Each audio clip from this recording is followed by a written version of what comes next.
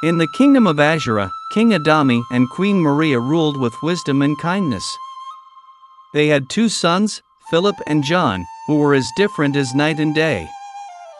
Philip, the elder son, was a just and compassionate young man, beloved by all in the kingdom. John, on the other hand, was a drug addict and a womanizer who brought shame to the royal family with his reckless behavior. One fateful night, Philip met a beautiful young woman named Tatcha at a bar in the city. He was immediately smitten and proposed to her, but she rejected him, citing his lack of wealth and status.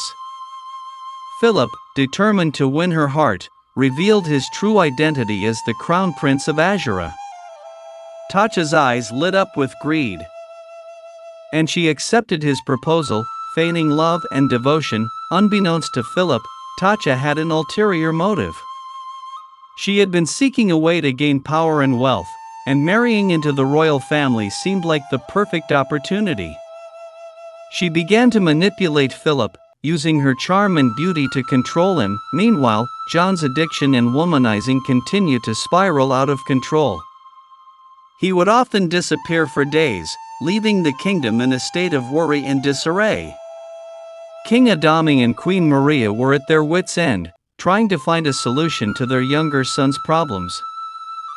Tatcha, seeing an opportunity to eliminate any potential threats to her power, began to plot against the king and queen.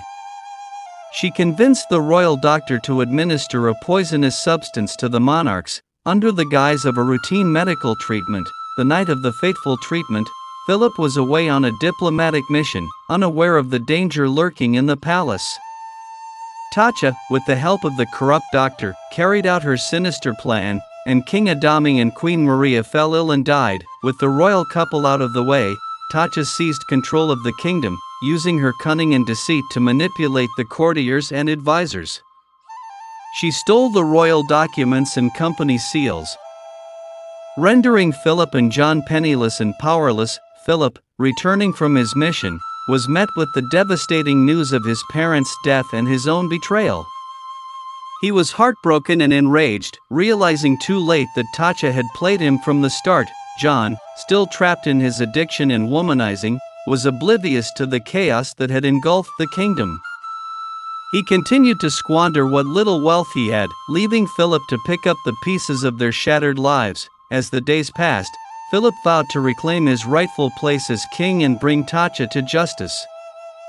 He rallied the loyal subjects of Azura, and together, they fought to restore the kingdom to its former glory.